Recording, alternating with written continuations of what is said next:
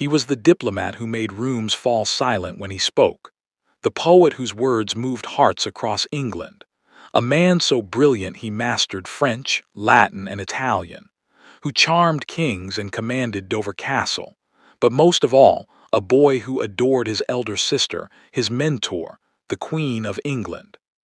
And now they accuse him of sleeping with her. His own wife gave testimony against him. His own uncle sits in the judge's seat. His father watches from among the peers who will condemn him. The people who bowed to him last week now stare as if he's diseased. George Boleyn knows he's going to die. His sister Anne has already been found guilty. The jury's verdict is bought, but he has one weapon left: his words, his devastating eloquence. He has to speak, not to save his life but to save something more important: his reputation, his sister's innocence. If he doesn't fight back now, history will brand them sinners for crimes that never happened. So when they hand him a note and command him not to read it aloud, George makes a choice that seals his fate but reclaims his dignity. He reads it anyway. This is the story of a brilliant man trapped in a political game he cannot win, fighting not for his life, but for truth itself. Welcome back to History Untold. I'm Alex, and together we'll uncover the hidden secrets of the past. Let me tell you who George Boleyn was before they destroyed him, because you need to understand just how extraordinary this man was to grasp the full tragedy of what happens next. Born around 1504, probably at Blickling Hall in Norfolk, George was the only surviving son of Thomas Boleyn, a man who understood that power lived in royal courts, and who raised his children to move in those circles with confidence and skill. George's education was exceptional, even by the standards of wealthy nobility. He learned French so fluently you'd think he was born in Paris rather than Norfolk. Latin rolled off his tongue with the ease of a scholar. Even Italian, which few Englishmen bothered with, came naturally to him. By the age of 11 or 12, he's already serving as one of King Henry VII's pages, learning how power moves and speaks. By 1528, he's been elevated to a squire of the body, part of the king's intimate inner circle, trusted to be close to the monarch at all times. Then 1529 arrives, and everything accelerates. George is knighted. His father Thomas Boleyn is elevated to the title of Earl of Wiltshire, and George inherits his father's former title, becoming Viscount Rochford at just 25 years old. But here what matters most about George Boleyn. He isn't just decorative. He isn't just another nobleman coasting on his family status. He's genuinely, remarkably useful to the crown. October 1529, George receives his first major diplomatic mission to France. He's being sent to persuade the universities of France to support Henry's divorce from Catherine of Aragon, a delicate, dangerous task that could destroy England's relationship with France if handled poorly. George stays in France for 4 months, and during that time, he doesn't just complete his mission. He builds genuine relationships with King Francis I, one of Europe's most powerful monarchs. He forms a close connection with Margaret of Angoulême, Francis's brilliant, cultured sister, a patron of poets and reformers who would become one of George's key allies in future diplomatic work. 6 more diplomatic missions to France follow over the next several years, each one critical, each one successful. George becomes one of England's most effective ambassadors, trusted with the kingdom's most sensitive negotiations. But diplomacy is George's only talent. In 1531, when Henry VIII needs someone to stand before convocation, the English Church's powerful governing body, and argue that the king, not the pope, should be England's supreme religious authority, he chooses George for this nearly impossible task. George is only 26 years old. The men of convocation are older, more experienced, steeped in tradition, and deeply loyal to Rome. They don't take this young nobleman seriously at first, probably expecting him to stumble through prepared remarks and retreat. But George speaks, and when George Boleyn speaks, rooms go quiet. His eloquence is devastating. His arguments are airtight. His presence commands respect, even from men who despise what he's saying. On February 11th, 1531, Convocation grants Henry VIII the title Supreme Head of the English Church and Clergy. George has succeeded where many thought success was impossible. His commitment to the Reformation of England continues in Parliament. The Reformation Parliament sits from 1529 to 1536, passing the laws that will sever England from Rome and reshape the nation's religious identity. George's attendance record is extraordinary, 41 sessions out of 46, even while he's abroad for 2 months on diplomatic missions. The average lord attends 22 sessions. George attends 41. This isn't an obligation, this is passion. In 1534, he was made Lord Warden of the Cinque Ports and Constable of Dover Castle. This isn't ceremonial. The Cinque Ports control England's southern coast. Dover is a military fortress. George now has real power. But there's a problem brewing. Thomas Cromwell, Henry VIII's chief minister and the second most powerful man in England, isn't happy about George's rise. We know this because on November 26, 1534, George writes to Cromwell, expressing barely contained fury that Cromwell had deliberately undermined one of his orders made in his capacity as Lord Warden. George isn't polite about it. He's confronting Cromwell directly, asserting his authority, refusing to be controlled. George is too independent, too confident, too willing to challenge even Cromwell himself. Cromwell doesn't forget. And there's something else about George that makes him dangerous in Cromwell's eyes. George is also a poet. His contemporaries compare him to Thomas Wyatt and the Earl of Surrey, the finest writers in England. He translates religious texts from French into English, sends them to his sister Anne with dedications calling her the Right Honorable Lady. He also sends her Lutheran doctrine, risky, dangerous. Henry VIII is still Catholic in everything but name, but George is a reformer. He believes in it. This is the man Cromwell is watching. Brilliant, eloquent, connected, independent, passionate about causes that challenge authority, close to the king but not controllable. A poet who understands how words can move hearts, a diplomat who can charm foreign monarchs, a reformer who won't be silenced. George Boleyn is everything Cromwell fears in a rival. April 23, 1536. Everyone at court expects George to receive the Order of the Garter, one of England's most prestigious honors, reserved for the kingdom's greatest nobles. It would be the crown on George's career, the ultimate recognition of his service. The honor goes to Sir Nicholas Carew instead, a known enemy of the Boleyns, a man who has worked against them at every turn. It's a deliberate insult, a public humiliation. The very next day, April 24th, King Henry VIII orders Thomas Cromwell to set up a special commission to investigate treasons at court. The trap is being set, and George Boleyn, the brilliant poet-diplomat who charmed kings and challenged church councils, is about to walk straight into it.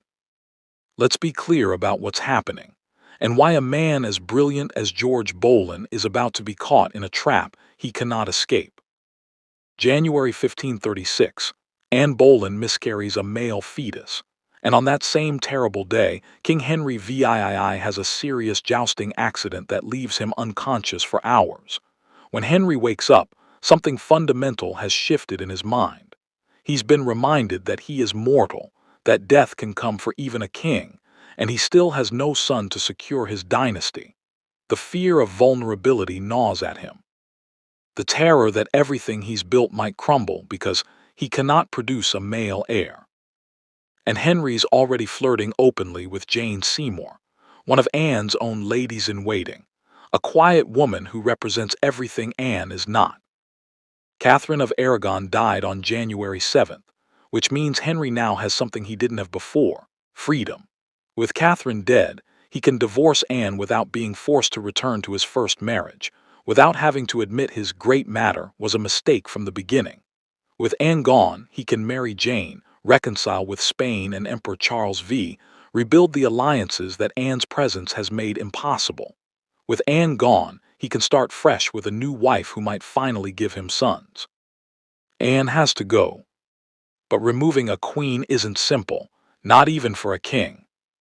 Thomas Cromwell sees this crisis and recognizes an opportunity that serves multiple purposes. He can remove Anne to satisfy the king's desires and secure the Spanish alliance, yes, but he can also eliminate the entire Boleyn faction in one devastating sweep. Men like George Boleyn, too clever, too eloquent, too influential, too independent-minded.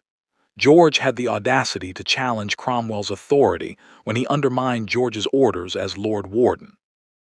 George commanded respect in Parliament and at foreign courts. George was a reformer with passionate beliefs and the skills to advance them. Men like George are dangerous when they're not under your control. Cromwell starts interrogating Anne's servants, her ladies, twisting innocent conversations into confessions of adultery and conspiracy. Mark Smeaton, a court musician of humble birth, is arrested first and possibly tortured until he confesses to adultery with the Queen. Then come the arrests of men whose very names should have protected them. Sir Henry Norris, the King's own close friend and groom of the stool, Sir Francis Weston, William Brereton, all accused of sleeping with Anne. All powerful men in their own right. All now pawns in Cromwell's larger scheme. And then there's George, whose charge is deliberately different, deliberately more horrifying than the others. Incest. The word itself makes people recoil. Cromwell claims George had sexual relations with his sister on multiple occasions, November 2nd, 1535 at Westminster, and other times at Whitehall. The specificity of the dates is meant to lend credibility, to make the unthinkable seem documented and real. It's absurd when you stop to think about it. George and Anne are siblings who grew up together, who supported each other's ambitions, who shared a passion for religious reform. Anne was like a mentor to him, pushing him to excel, to use his gifts. They were close, yes, but that's what siblings who respect each other are. Except Cromwell understands something about human psychology, how to take normal behavior and recast it as sinister. Siblings spending time together becomes suspicious. Anne laughing at George's wit becomes inappropriate intimacy. George visiting Anne's chambers to discuss politics or books becomes proof of illicit desire. Normal sibling loyalty twisted into something grotesque. And here, where the betrayal cuts deepest, where George must have felt the ground disappear beneath him. His wife, Jane Parker, provides testimony to the investigators. We don't know exactly what she said, and historians still debate whether she testified willingly or under unbearable pressure from Cromwell's men. But there are strong hints that she discussed private conversations between George and Anne, possibly including Anne's comments about the king's sexual inadequacies, his potential impotence, and his failures as a husband. Whether Jane intended to destroy her husband or was simply terrified into cooperation, the result is the same. George is now isolated completely, betrayed by the woman who should have been his closest ally, abandoned by the person who knew him most intimately. The brilliant diplomat who could charm French kings and debate with scholars now stands alone, surrounded by enemies, with even his own wife's words turned against him. May 1st, 1536, May Day at Greenwich Palace. There's a jousting tournament, one of those grand spectacles where nobility displays martial skill and the court pretends everything is normal. George is one of the principal jousters, riding out before the crowd, performing his role as if the world isn't collapsing around him. The crowd cheers. The lances crack against shields. Everything looks normal on the surface. But Henry leaves suddenly, without explanation, riding for Westminster as if something urgent has called him away. Those watching understand. When a king abandons festivities like this, something terrible is about to happen. George must have known. He must have felt the dread settling in his stomach, the certainty that his time has run out. May 2nd, 1536, George is arrested at Whitehall Palace. His sister Anne has already been taken to the Tower that very morning, and now, within hours, George joins her there, imprisoned in the same fortress where their family's greatest triumph, Anne's coronation, took place just 3 years earlier. Sir Henry Norris, Sir Francis Weston, William Brereton, Mark Smeaton, all imprisoned as well. The trap is complete. Friday, May 12th, 1536, Westminster Hall. The four men accused of adultery with Queen Anne Boleyn stand trial before their peers, knowing that the verdict has already been written in Thomas Cromwell's careful script. The evidence presented is painfully thin. Hearsay, misinterpreted glances, servants, gossip twisted into testimony of treason. There are no witnesses to any actual act of adultery, no letters confessing love, no caught embraces. Just rumors and innuendo elevated to the level of legal proof. But the jury finds all four men guilty anyway, because that's what was required of them, what was expected, what Cromwell had arranged. This verdict matters enormously for what comes next.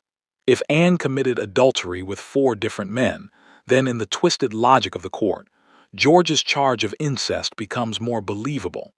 If Anne is promiscuous enough to betray the king with multiple men, surely she is depraved enough to lie with her own brother. The verdicts are predetermined, the outcome never in doubt. Cromwell has orchestrated this carefully. And Eustace Chapais, the imperial ambassador who watches everything with sharp eyes, will later reveal that Cromwell openly admitted he went to great trouble arranging this entire plot to remove Anne Boleyn through charges of adultery and incest. It was political from the beginning. An alliance with Spain required Anne's removal, and Cromwell delivered what the king needed, while also eliminating his own rivals. Monday, May 15th, 1536. Anne's turn comes in the morning. She's tried in the same hall before the same kind of jury with her own uncle, the Duke of Norfolk, presiding over her condemnation. The evidence against her consists of the confessions of the four men already condemned, particularly Mark Smeaton's confession, extracted under what was almost certainly torture. The verdict surprises no one who understands how power works in Henry VIII's England. Guilty on all counts. Anne Boleyn, Queen of England, crowned just 3 years ago with such ceremony and hope, will die within days. A few hours later in the afternoon, Westminster Hall fills again for George's trial. 26 peers of the realm sit in judgment, men who were supposed to be George's equals, but who will decide whether he lives or dies. The Duke of Norfolk, George's own uncle, his mother's brother, presides over the proceedings again, his face revealing nothing of whatever he might feel about condemning his nephew. The courtroom is absolutely packed with observers. Everyone wants to witness this, the spectacular fall of the Boleyn family. The brother of the Queen, accused of something so unspeakable that even hardened courtiers whisper about it in hushed voices. The charges are read aloud in careful legal language that cannot disguise their horror. Incest with Queen Anne Boleyn on multiple occasions. High treason against the crown. Plotting with Anne to murder the king so they could rule together. The room goes completely silent as the final charge is read, as if everyone has stopped breathing at the same moment. George Boleyn stands alone before them. In treason trials, there is no lawyer to speak for you, no advocate to present your case, no witnesses you can call to defend you. The accused has nothing except their own words, their own ability to argue for their life. But George Boleyn has always been exceptionally good with words, and everyone is about to be reminded why he was such a successful diplomat. He begins speaking, and his voice is clear and steady, not trembling with fear, not the voice of a guilty man scrambling desperately for mercy, but the voice of someone who knows their innocence and intends to prove it through logic and eloquence. George dismantles the prosecution's case, systematically, piece by careful piece, using the same skills that made him successful in negotiations with French kings and in debates before convocation. Where is the actual evidence of these crimes? He demands. What the court has presented is hearsay, servants, gossip, rumors, conversations misunderstood or deliberately misinterpreted. There are no love letters between him and Anne, no witnesses to any inappropriate act, no physical evidence of any kind. Who are the witnesses who saw these alleged crimes? He asks. Where are the people who can testify under oath that they witnessed incest or conspiracy? The answer is devastating in its simplicity. There are none. Not a single person testifies against George in this courtroom. Not one witness appears to describe what they saw or heard. This is absolutely extraordinary, and everyone present knows it.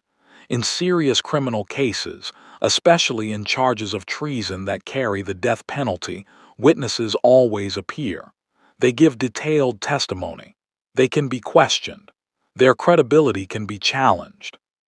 But not here, not today, because there are no witnesses, because there is no evidence, because the entire case is built on fabrications and twisted interpretations of innocent behavior. George points all of this out with devastating clarity, his eloquence cutting through the prosecution's carefully constructed lies. The French ambassador Lancelot de Carles watches in amazement. Later he writes, "One never saw a man respond better, no one with such an abundance of eloquence and knowledge. George is brilliant, and everyone in Westminster Hall can see it."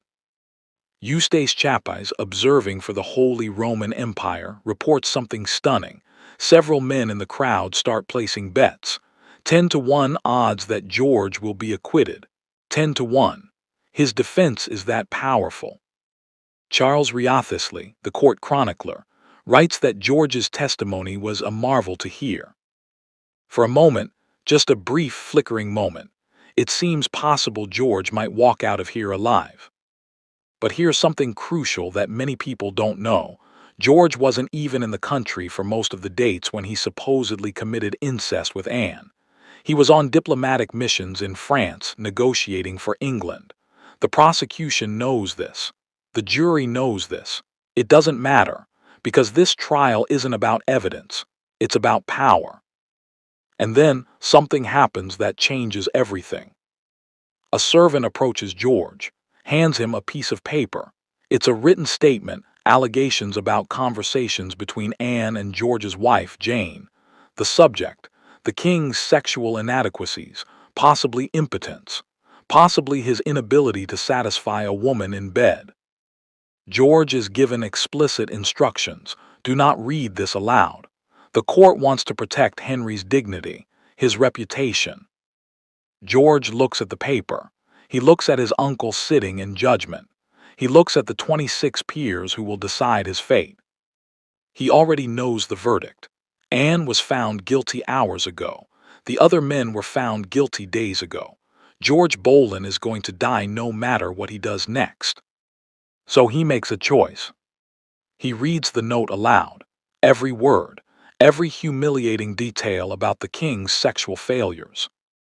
The courtroom erupts, gasps, murmurs of shock, scandalized whispers. George has just committed the ultimate defiance. He's exposed Henry VIII's most private shame in open court. Why would he do this? Because he's already condemned, because the trial is a farce, because he wants everyone in that room to see exactly what kind of charges are being used to destroy him and his sister, because if he's going to die, he'll die speaking truth. Not cowering, not begging, standing tall. This is the moment George Boleyn reclaims his dignity. Even as they strip everything else away, he chooses how he'll be remembered. Thomas Wyatt, the poet and diplomat who knew George well, later wrote, "Some say, Rochford, hadst thou not been so proud, for thy great wit each man would thee bemoan. Since it is so, many cry aloud, it is a great loss that thou art dead and gone." Proud, that's the word. George was proud. And in that moment, reading that note aloud, he showed exactly what that pride meant. The jury deliberates. All 26 peers vote, guilty, unanimous. The verdict was decided before George ever entered the courtroom. The jury had been paid off. Cromwell made sure of it. The sentence is pronounced: hanged, drawn, and quartered at Tyburn, the most brutal death England reserves for traitors. Your body is cut down while still alive, your entrails are removed while you watch, your body quartered. George hears this without flinching. Later, we don't know when Henry commutes the sentence. George will be beheaded instead. A mercy. But mercy from whom? From the king who ordered his death, from the friend who betrayed him. George is taken back to the Tower of London. He has 2 days left to live. May 15th through May 17th, George sits in his cell. But he's not silent, he's not resigned, he's worried about his debts. This detail matters. It reveals something about George's character. He asks that his confiscated assets be used to pay what he owes. He doesn't want anyone to suffer because of his death. His distress about this is so acute that Sir William Kingston, the constable of the Tower, writes to Cromwell twice, begging him to ease George's conscience. Think about this: George is facing execution in days. He knows he'll die. He knows it's unjust. And he's worried about his creditors. Does this sound like the evil schemer from popular fiction? The manipulative villain from the other Boleyn girl? Or does it sound like a man of honor trying to do right by people, even in his final hours? May 17th, 1536. Morning. George is taken from his cell, led to Tower Hill, not Tyburn, a small mercy. Tower Hill is more private, more dignified for nobility, but there's still a crowd. Executions are public events. 4 other men are already there: Sir Henry Norris, Sir Francis Weston, William Brereton, Mark Smeaton. George is the first to be executed. He climbs the scaffold. The wood is dark with blood. Tradition allows the condemned to make a final speech. George takes full advantage. His scaffold speech is long, detailed, eloquent. For us to have such a complete record of it, the crowd must have been nearly silent, hanging on every word. This was not a normal execution. George speaks carefully. There are rules. It's dishonorable to deny your guilt once a court of law has condemned you. So George skirts the edge. He begs forgiveness from anyone he might have offended. He begs God's forgiveness as a sinner deserving of death. He speaks passionately about his religious beliefs, his commitment to reform, his faith. And then he says this: "Beware, trust not in the vanity of the world, or the flatteries of the court, or the favor and treacheries of fortune." Read that again. He's saying he'd be alive if he hadn't trusted his fortune, if he hadn't trusted the court, not his guilt. His luck ran out. This is as close as anyone in Tudor England could get to declaring innocence once condemned. Everyone listening understands what he's really saying. I am innocent. The court lied. But I cannot say those words directly, or I dishonor myself. So George Boleyn, master diplomat, finds another way. He submits his neck to the block.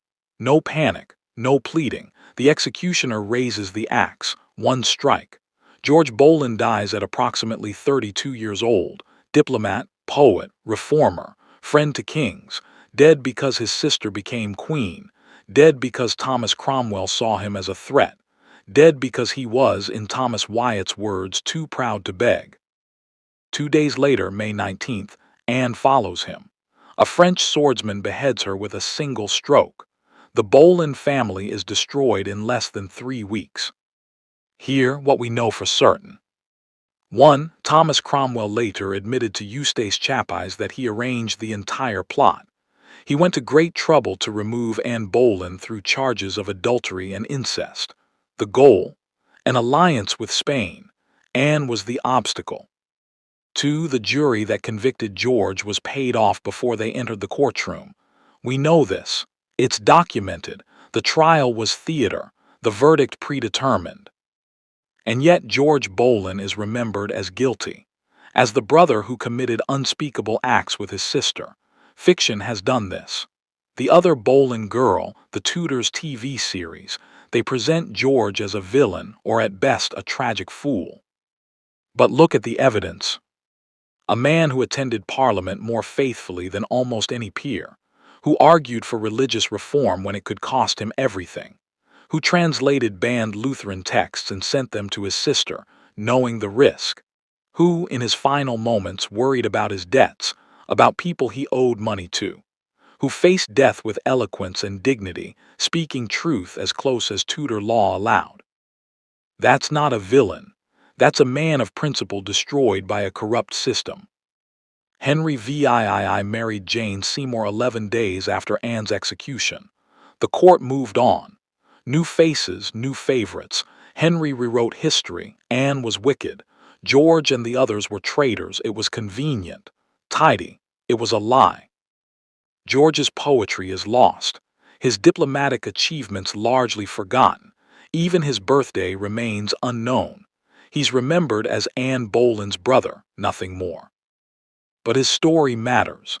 It shows how power corrupts absolutely, how innocent people are destroyed when they threaten those in authority, how a brilliant, talented man can be erased from history and replaced with slander. And it shows that even facing certain death, even when everything is lost, some people refuse to surrender their dignity. George Boleyn stood in Westminster Hall and read that note aloud, knowing it sealed his fate. He climbed the scaffold on Tower Hill and spoke truth disguised as humility. He died on his own terms, speaking, defiant, unbroken. 500 years later, we're still talking about him, not as the monster fiction created, but as the man he actually was. A diplomat too good at his job, a reformer too passionate for his beliefs, a brother too loyal to his sister, and a human being who deserved better than what history gave him. That's not a footnote. That's a legacy worth remembering. So here's my question for you. If you had been in that courtroom, watching George's defense, knowing what you know now about Tudor politics, would you have believed he was innocent? Drop your thoughts in the comments below. I genuinely want to hear your perspective. And if you enjoyed uncovering George Boleyn's true story, please hit the like button and click this video to explore another untold history story that deserves to be heard. Thank you for watching.